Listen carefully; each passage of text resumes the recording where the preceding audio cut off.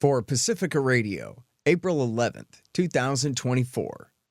I'm Scott Horton. This is Antiwar Radio.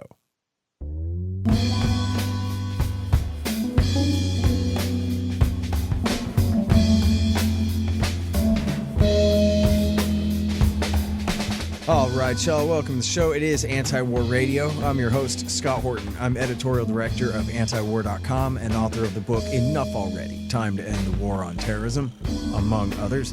And you can find my full interview archive, more than 6,000 of them now, going back to 2003, at scotthorton.org and at youtube.com/Scott Horton Show.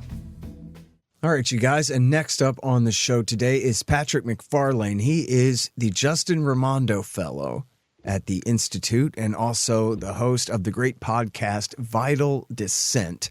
Welcome back to the show. Patrick, how you doing? Hey, Scott. Thanks for having me back. Yeah, good to have you here. Great articles about China. The first one is called Integrated Deterrence, means provoking China. You're referring to the latest national security strategy of the Biden administration and what they call integrated deterrence, but that's government and even worse, military newspeak. So what does it really mean?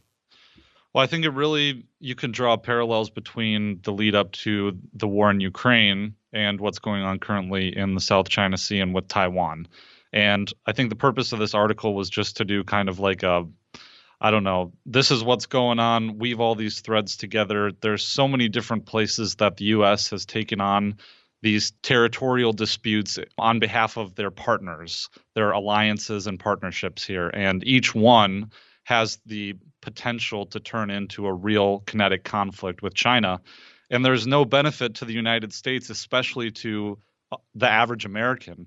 Average Americans don't know about these disputes. They don't care, and does nothing to keep us safer or any valid U.S. national security interest. You know, Gareth Porter's book about Vietnam is called The Perils of Dominance. And it's about how the real problem there was that the guys that ran the U.S. national security state, they knew the reality of how much more powerful America was than the Soviet Union and China combined even. And then so the idea was we can do whatever we want and there's nobody to stop us. When in fact they found out the hard way that even little Ho Chi Minh had a red line, no pun intended, that they would rather fight than give in. And then here we got that same kind of attitude, only we're dealing with China, and they did have a measly 200 H-bombs pointed at us, and now it's more like 5 and counting. So if you put Xi in the place of Ho, we're in real trouble here. Yeah, and I think you've talked about in Hotter Than the Sun, these MIRV nuclear delivery devices that drop multiple nuclear warheads at one time. Mm-hmm. And China has those, right? I mean, so. Yes, thanks to Bill Clinton. That's right. So I think the main thing I focused on in this article was just these disputes over the Spratly Islands and the South China Sea and the disputes between China and the Philippines, and kind of tried to illustrate exactly how our involvement has empowered the Philippines to become more aggressive in this tiny territorial dispute over, these rocks and reefs in the South China Sea that, again, Americans don't know about. They don't necessarily care at all. And then, between Japan and China, the Senkaku Islands is another, set of tiny little rocks in the South China Sea, or kind of in that general area. And then there's this other dispute between India and China, kind of in the Himalaya regions, just really far away from, I don't know if you could get much further away from the United States than the Himalayas, Scott. You've had Lyle Goldstein on the show, and he has a much better grasp of the military situation. And he says that, all these drills that they do and these simulations they do end badly for the United States, very badly. But I think the entire strategy makes the false presupposition that the only way forward is to be confrontational with China. And that, of course, we've seen into Xi's heart and the heart of all these, dirty red commie CCP people, and we know that they're bent on world domination. And the only way to deal with that is to, get a gang of all of our kids on the block, fellow kids on the block, and whip them up into a frenzy, hand them guns, and point them at the bad guys. Okay. So can you explain a little bit about these islands, and do we know, is there a clear-cut history in some of these cases? I'm not intimately familiar with the international claims, and I've seen anecdotally things on Twitter about how legal historians, even in France and kind of in the West, have agreed that China has a legitimate claim to these reefs and rocks and islands. I think the most charitably speaking, I mean, the reason why they're important, I guess, isn't because they're rocks and reefs and islands necessarily. I think it has more to do with the fishing territory and kind of those economic interests. I know that China's been accused of building these like expanding and creating islands in the South China Sea, but I don't know exactly how it's related to these particular Senkaku and the Spratly Islands. All right. Now, obviously, the big one is Taiwan. The American right is always warning that China is about to attack and invade Taiwan. In fact, Lyle Goldstein thinks so too, on the basis of, well, they sure are building up a big enough Navy to do it, that's for sure. So what do you know about that? And I'm not asking you to predict the future, but just can you tell us what you know about where the sides are? And by the way, I mean, it makes sense for people to be biased toward the poor Taiwanese who want to keep their pseudo-independence as they have it, but what's it worth to us is the real question. Yeah, I think that in the grand scheme of things, we have these national defense strategies coming out talking about forming these alliances, and I think that's really progressing. But I think the overall thought within the U.S. national, security circles is that since the U.S. is kind of the waning power and China is the rising power, we need to provoke some kind of like force the issue, because the longer that we wait, the more powerful China is going to become. And perhaps it's not certain that our power is going to continue to extend, a decade, 15 years, 2 decades into the future. And so if that's true, we can definitely see that being borne out in what's actually happening. Dave DeCamp at Antiwar.com wrote up a piece on April 7th talking about this actual U.S., Philippines, Japan, and Australia conducting their first joint military exercises in the South China Sea. So that kind of axis has been forming. We have those, these transitions through the Taiwan Strait of U.S. warships. We have, a detachment of U.S. military advisors being deployed to the Kinmen Islands, which is directly off the coast of China. It's a Taiwanese kind of controlled enclave there, but it's right off the Chinese coast. And we have more detachments of U.S. soldiers being deployed to Taiwan. So if the plan is to provoke China into taking action sooner than later, it looks like that's, it's being borne out by U.S. actions and the actions of our partners. Hey guys, I had some wasps in my house, so I shot them to death with my trusty Bug Assault 3.0 model with the improved salt reservoir and bar safety.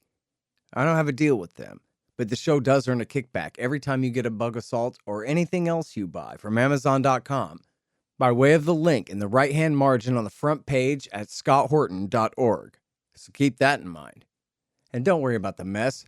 Your wife will clean it up. Well, folks, sad to say, they lied us into war. All of them. World War I, World War II, Korea, Vietnam, Iraq War I, Serbia, Afghanistan, Iraq War II, Libya, Syria, Yemen. All of them. But now you can get the ebook, All the War Lies, by me for free. Just sign up for the email list at the bottom of the page at scotthorton.org or go to scotthorton.org/subscribe.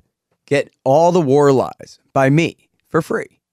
And then you'll never have to believe them again. I'm talking with Patrick Macfarlane from the Institute here. Elaborate, if you could, about the situation there in Kinmen Island, and then what you say about the special forces being deployed there. I guess you could imagine that's a message to the Chinese that, boy, we really are serious. Or the other explanation is, like you say, it's a deliberate provocation, but it sounds like a provocation either way. It is a curious kind of situation there with, the history of the Chinese Civil War and the Kuomintang, the nationalists fleeing to Taiwan with some kind of losing the Civil War, but still after that being supported by the United States. And you have this little enclave right off the coast of people who, they're right in the path on the doorstep of China, but they're still part of, these are people who are identify as Taiwanese people. And so they have been attacked by the mainland, back in decades ago. And is it a heavily militarized island already? Yeah, in a sense. I mean, there's like defense, there's, what are the hedgehogs on the beaches, and there's bunkers and things like that. I don't know exactly how heavily militarized. I believe that there's Taiwanese soldiers that are there. The great Ron Paul, what he always talks about is putting the shoe on the other foot. And I think it's really like if China put soldiers on Alcatraz or something, it's not a. Well, Alcatraz doesn't Catalina have the Island is 22 miles off the coast of California. Here we're talking, like Alcatraz, right there in the bay. Right. Exactly. It's unbelievable. Yeah. To think, whatever quirky situation where you still have Taiwanese forces based there, that's one thing. But putting American special forces on the ground there? Yeah, it's insane. You mentioned Gareth Porter and the war in Vietnam. I mean, it's directly the same kind of thing that got us involved in Vietnam, is the deployment of these military advisors. Now, to be fair, I think the number is around 10 or less than 10, something. So it's not a huge detachment, but it's still a large provocation. I mean, just the geography and the history in that location there, it's insane.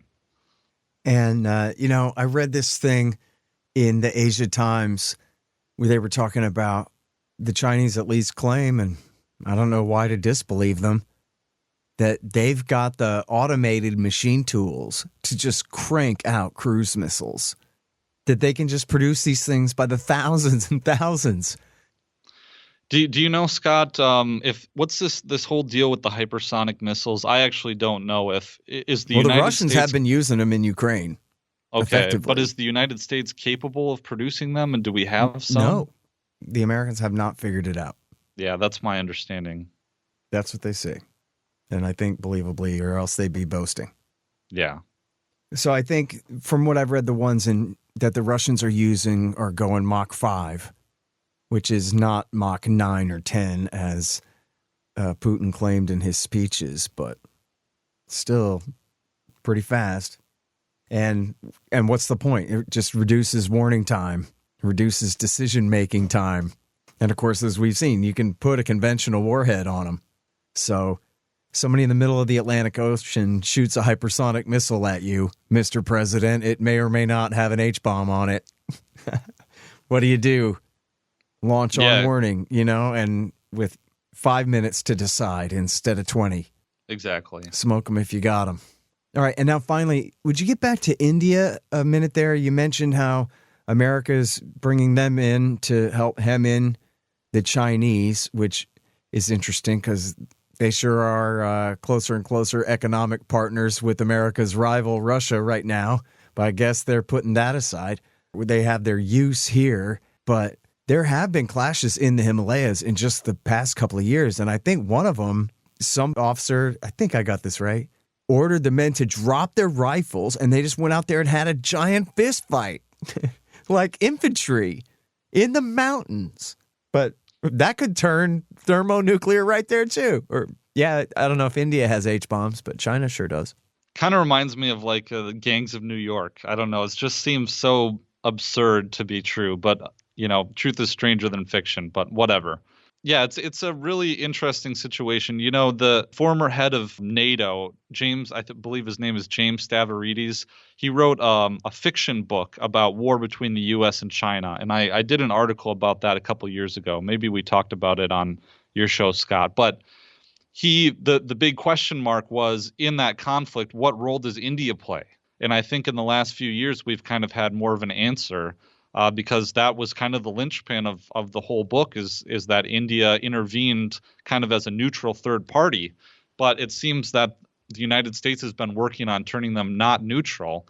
Of course, there are these conflicts between India and China, but it kind of had its impetus most recently in 2020 when, there was a melee that ensued up there. And it's all about this. It's a territorial dispute that China and India have overlapping claims to this territory. And, since then, we've been getting more on board with India, helping them in this dispute by giving them satellite data to track Chinese troop movements in the area. And it seems like, DeCamp again wrote up a piece saying that India definitely used that intelligence in a more recent clash in 2022. So again, flipping India more to our side, trying to integrate their military with ours in the same way that we're doing with the Philippines and Australia and Japan. Yeah. As you say in your piece here, deterrence works until it fails. And then you have a war like we have in Ukraine right now.